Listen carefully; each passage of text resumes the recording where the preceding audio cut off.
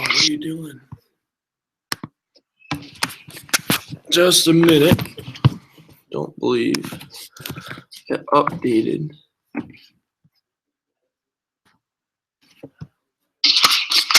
Just a minute. Don't believe. Get updated.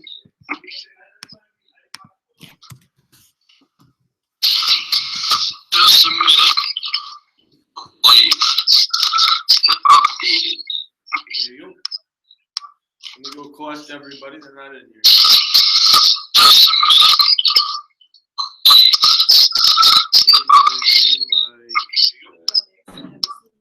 Go collect everybody. I'm totally excited to see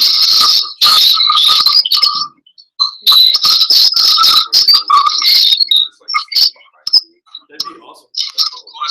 I'm totally excited.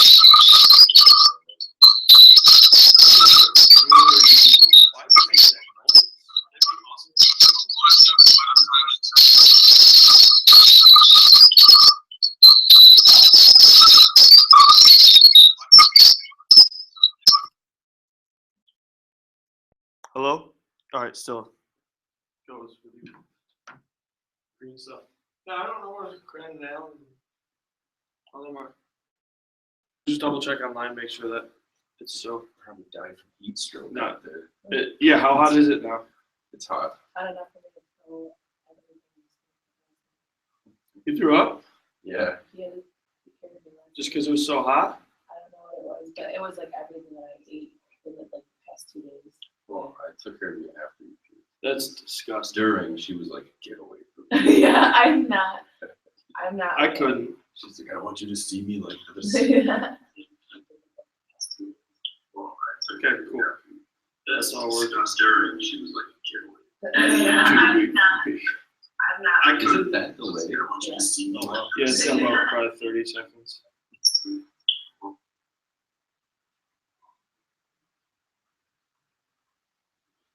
I don't like the sound of my voice. Oh, dude, I think everyone hates the sound of my voice.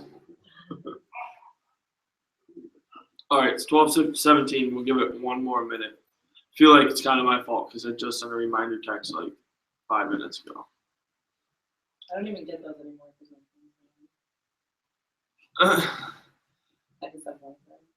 Oh man, that's so ghetto. I know. Well, my phone got stolen. So. You didn't switch over the service yet? No, I wanted to wait until I got it back. If she doesn't give it back to me this Thursday, then I'm just gonna go up and say, "Hey, I know you have it. I'm not mad. I just want it back." So then I can Yeah. Sorry, I just want my number back. I don't want to have to switch my numbers because I have way too many people Yeah. relying on that number. I've had my phone number since I was 14 years old. Yeah.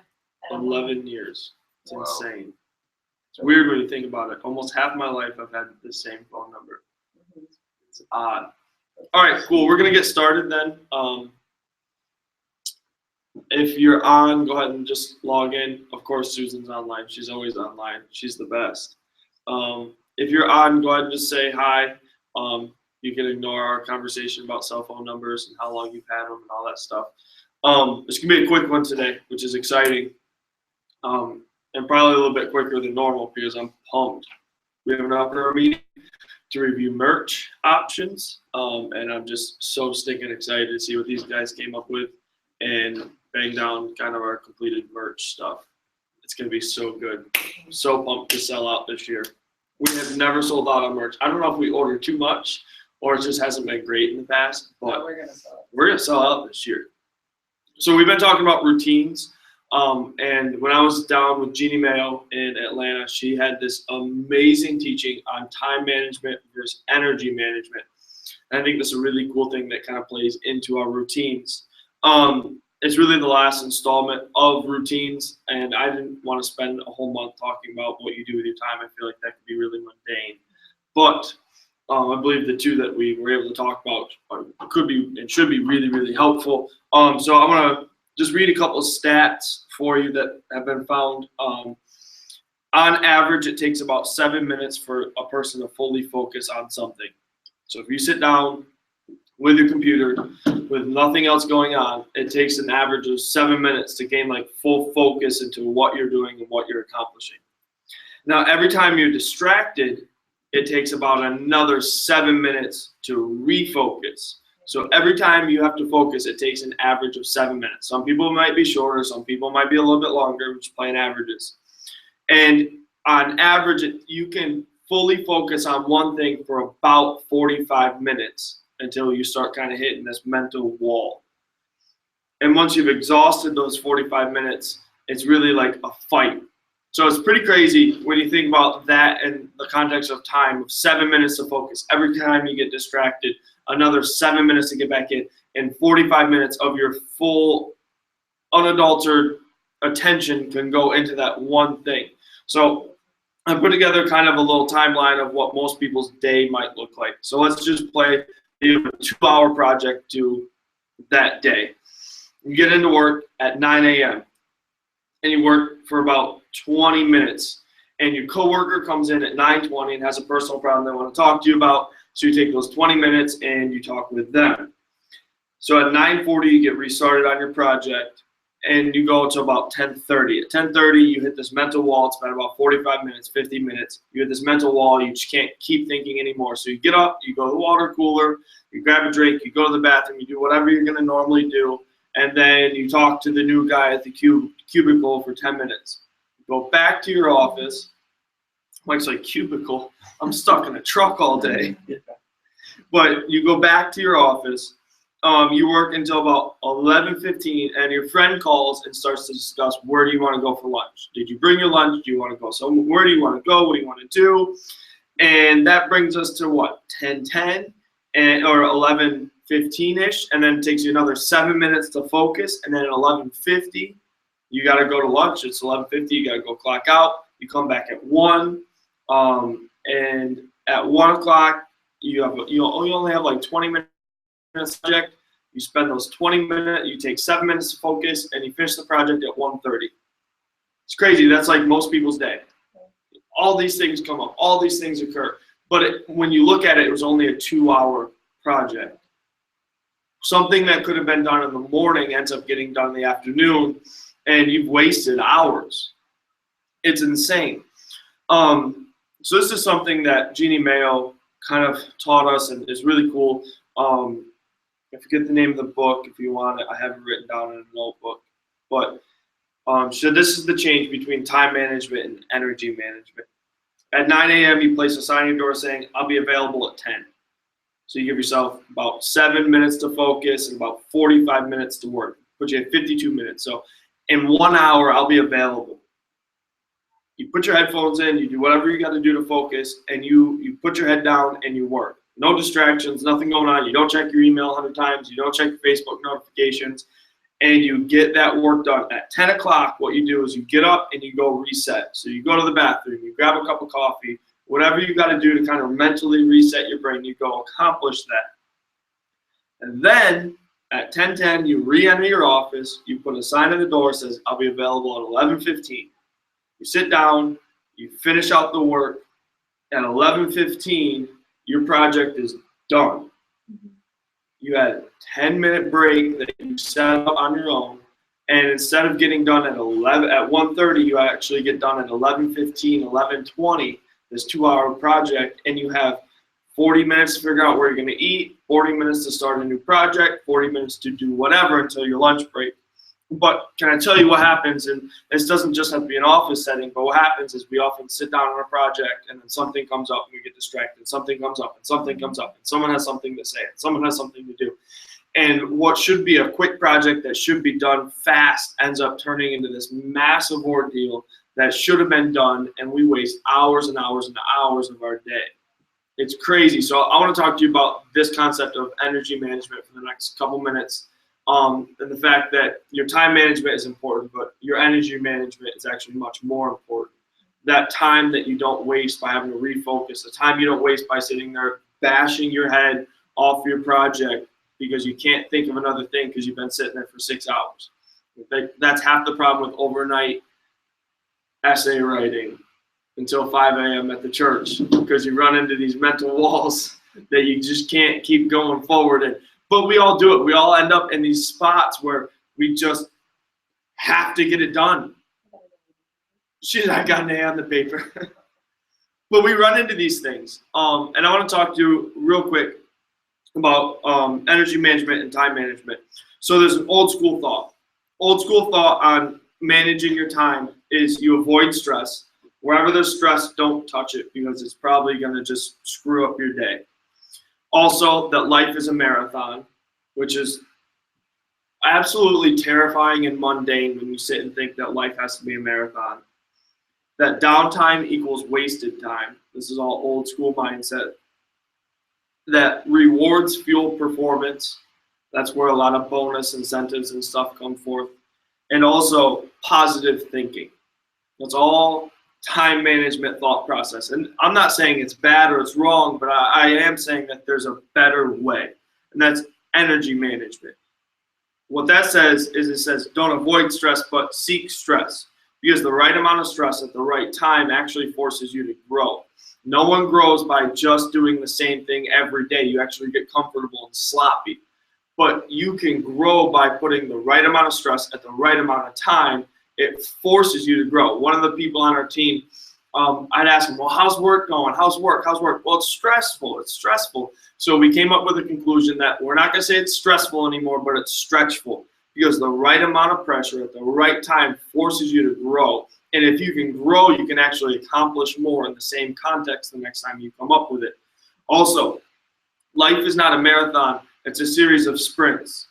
You can look at life as, well, I'll die when I'm 85. Or you can look at it, okay, at the end of this week, this is what I have to accomplish.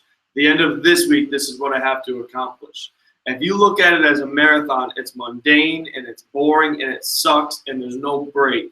But in reality, we have week to week, we have times of rest, we have times where we can sit down. Life is not a marathon. It's a series of short sprints. Kind of how we're even doing with our equip groups. We have a short sprint all the way up until the second week of July. Then we have a nice break. We have conference, and then we have about a month where we're not really going to push equip groups. It's going to be more hang out, enjoy your time. You don't have to teach all this stuff. Grow your group, go play basketball, have a picnic, do something, just enjoy your time with them. And then we're going to sprint again from September till the second week of November. And then holiday season, take off, enjoy, have fun, spend time with your family. It's a series of short sprints. But if you look at even equip per se as, wow, this is just this massive long thing and it's never going to end and it sucks. It sucks. That is not fun. Also, downtime equals renewed energy. You got to rest. No one is Superman. No one is Jesus. Even God took rest on the seventh day. Downtime is not wasted time. Purpose downtime is absolutely refreshing and renewing time that we all have to take.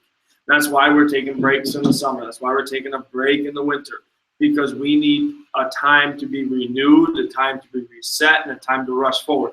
But if your refreshing time is way more than your putting out time, then you're probably off. We sleep for about 8 hours of the day and work for 16. It should be probably around the same ratios. Also, it's not always rewards that fuel performance. What they've actually found is its purpose fuels performance. If you tell somebody you're going to get $1,000 if you fulfill this bonus, they'll probably do it. But if you give them purpose in fulfilling their in their performance, it's so much more drastic. We've seen viral videos come out. Does anybody remember the Coney thing in like 2010?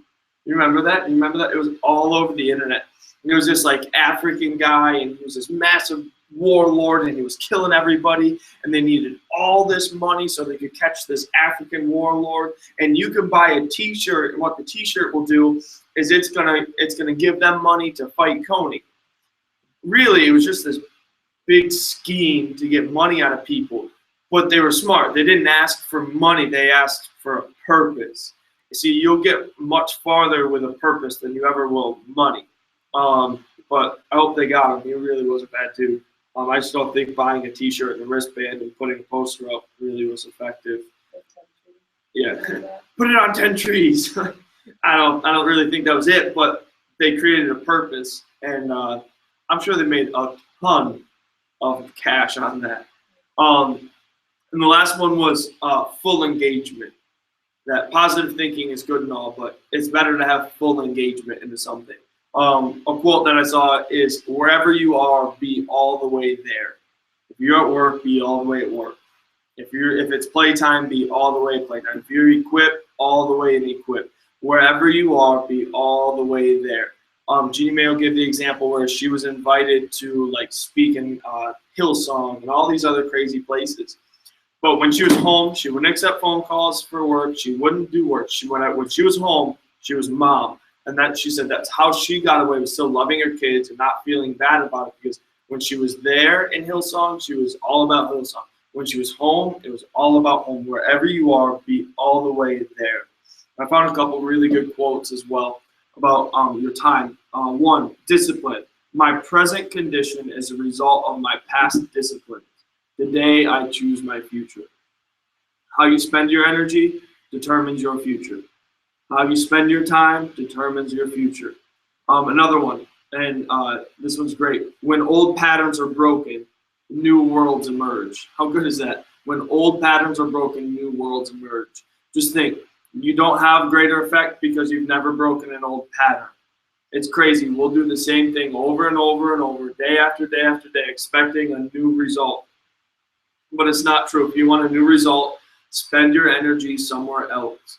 And if you really want to be serious about it, you can look at what's important to you by where you spend your energy.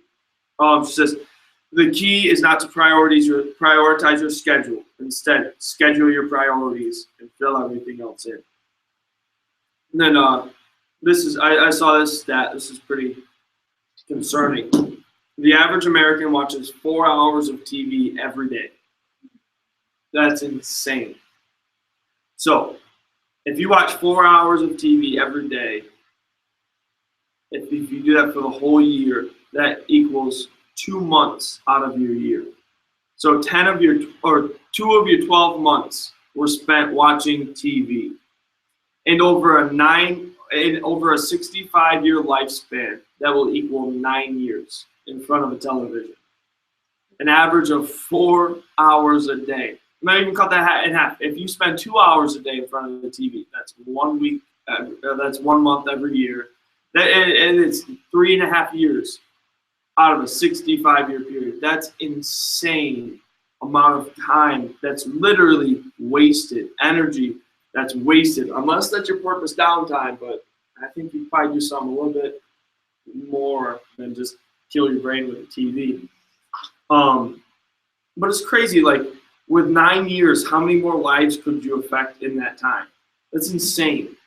With 9 years, how much more money could you make in that time? See, I've heard a lot of people pick on like the Dunkin' Donuts owners and the gas station owners that they're Muslims. Man, they're hustlers. Yeah. Most of those people, they'll go work their full-time job and then they'll work another job. One of the guys I know, he started with 1, and now he's got like 5 gas stations around here. There's a family in the church. They started with one shop, and now they have 10 shops. Not because they went home and sat in front of the TV after, but because they hustled and they worked and they prioritized what was important to them. So I just really want to challenge you that distractions, they'll come, but you can't let them destroy and eat all of your energy. If you do so, you can end your project at 1:30. But if you decide to not let things steal your energy, steal your attention, steal what you need to be doing, you can end your project at 11:15 like you really should. So your homework this week is really simple. I want you to evaluate what owns your energy.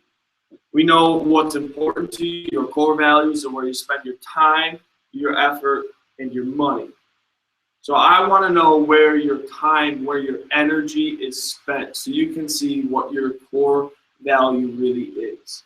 And I think some people might be surprised. I think a lot of you, it's going to be what you do. But I really want you to sit down and evaluate, what do I spend most of my energy on? Not at work, because, I mean, work, you're stuck doing that. Your energy that you have control over, where do you spend it? I think it would be a really interesting thing to look at. So if you guys have questions, it's 12:34. I knew it would be a quick one. Just wanted to end routines. I'm excited. We have our meeting on Saturday. It's going to be a killer meeting. We're going to talk about consistency, one of my favorite topics. Pastor says consistency is everything. So we'll talk about consistency on Saturday. And if no one has any questions, do I want that broken down? No, you don't have to break it down like you did 2 weeks ago, like where you spent every hour. Just give me like a one word and why. My energy goes to blank. This is why I feel that way. It could be a sentence, it could be a paragraph, it could be a 10-page paper that I won't read, but however you feel like that conveys it the best, go ahead and do it that way. If no one else has any questions past Alan, you're 10 minutes early, and I'm going to go buy lunch at Giroux because I'm hungry. You guys want to come? Amen. We love Giroux. Bye. What's We your wanted to get Arby's, but we were like, you can wait for the meeting. Arby's. And I literally just threw everything